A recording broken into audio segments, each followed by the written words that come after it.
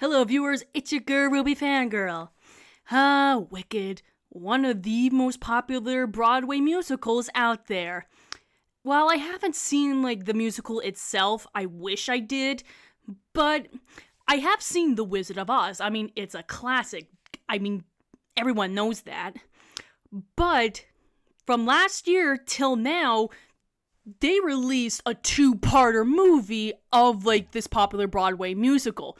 The first movie is about, the first act of, the musical, while the second one is on the second act, all the way until the finale. And I have seen, both of those movies. The first one, it was great. I loved, the songs, the characters, the choreography. It was just a really good, movie, to watch. But there was the second movie that I recently just watched. I was actually kind of hyped for this because you'd think from the first movie that it would actually be really great, right? Right?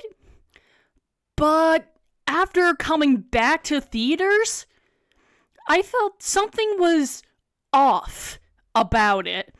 So the purpose of this, I'm not gonna compare to the musical and the movie because it is based on the musical and it's completely accurate to it. So the purpose of this, I'm going to stick to only the movies. So, because the second movie, it felt like something was off, like I mentioned earlier. So I completely understand why people say it's divisive compared to the original. So major spoil warning for this, because I'm going to spoil everything almost about this movie. So please, if you don't want to be spoiled, you can leave the video, or you could stay and watch and you get spoiled.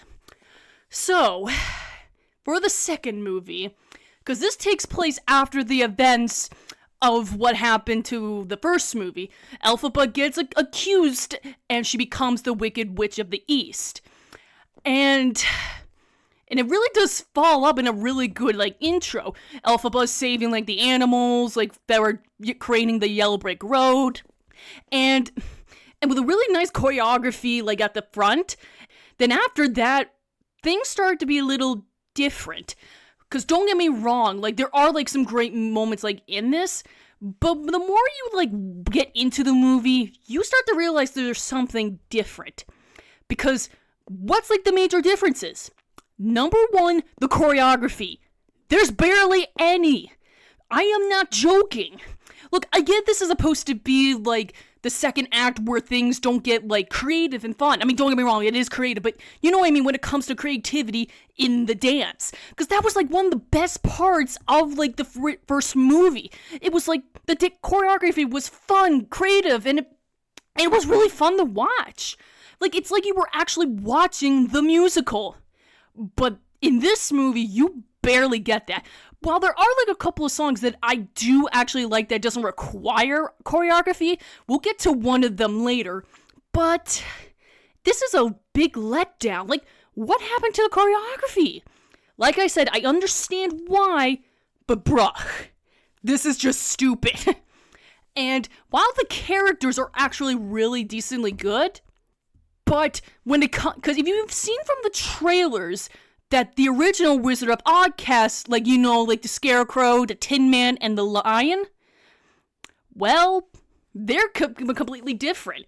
At first, we see, the Cowardly Lion, and he's actually afraid of Elphaba, basically accusing her for being, evil or something, which confuses me. Well, granted, in the first movie, he literally was a cub. My question is, how long has it been, though? How did he went from a cub to a full-grown lion in 2 movies? Who cares about logic, am I right? I felt like something was off. Don't get me wrong, because he is supposed to be the Cowardly Lion. Don't get me wrong on that. But it's kind of bullcrap. And there is the Tin Man. Oh, boy. The Tin Man, wow, I do really like how he got transformed into the Tin Man. But once he's been transformed, he accuses Elphaba of doing it. Because in the movie, it was actually Nessie, or Ness, I think they call her, actually was responsible for that. Seriously, why? That's because Nessie accused her own sister, or blamed her sister for it. Oh my god. And then, once we see him again to ready to kill the witch, he's just like full on bloodshed. Like, seriously, he really wants it to kill the witch. That's like a sharp contrast to like the original movie where he was terrified as shit from the Wicked Witch. So, what's the whole point of this? I know this is a different continuity, but what the hell is happening? But anyway, and then we get to the Scarecrow. Probably like only one of like the best one out of like the trio, because it actually kind of shows us how he became the Scarecrow, very similar to what they did to the Tin Man. And oh boy, his like story was a lot more dark than I thought, because he saves Elphaba from being like arrested, and then he gets arrested. And when I mean arrested, I mean by literally making him a scarecrow. Well, Elphaba basically saved his life by turning him into a scarecrow, basically becoming immortal, well, except for fire and stuff like that. So, yeah, I know that. But it was kind of heartwarming until later on. Oh, trust me, we're gonna get to the ending soon. Before we get to, like, the ending, was there, like, any good parts that I did actually like? Well, there's actually a few things. Number one is the music. As much as I hate that there's no choreography in this, the singing is really, really good. Because I love, like, all the music. But there is one song out of all of them that I think actually works without choreography, and that is I Have Been Changed for Good, one of the most popular, like, songs from, like, the musical, and of course the last song to come out.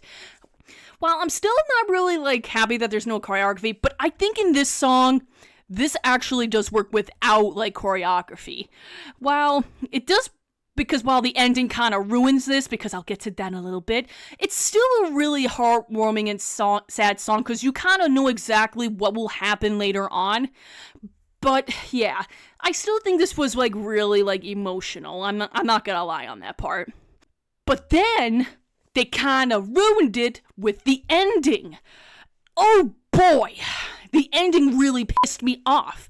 Because, apparently, you know, like, from the original, that she got some water on her and Dorothy basically killed her? But in this movie, she apparently survived! What? That's not how it went in the movie! What the hell? And you know what? This is not the movie's fault. Guess what? In the musical, that's exactly what happened. That's still bullcrap, even in the movie. So it doesn't matter about the Broadway musical or, like, the movie. It's still a bullshit ending. But, yeah. But regardless how you feel about the ending, it does not really affect, like, for good as much, because it's still a great song and it was still emotional despite the ending kind of ruining it. So, let's just say I just have a really rough time with it. Look, I don't even need to see the musical just for that. It's still kind of bullcrap. So, yeah. So if you are, like, a new person that wants to see the movies, just watch, like, the original, like, Wizard of Oz and just the first part of Wicked. Just watch those. And, sorry about all this rant. So, I would like to know from you guys, what do you guys think of Wicked for Good? Do you like it? Do you have the same problems that I have? I would love to know in the comments below. And I'll see you guys in the next video, because we're gonna go full on Christmas time. And since you guys chose one of the posts, and you chose A Year Without a Santa Claus, which is the one that we'll most likely be doing. And now, for real, I will see you guys in the next video.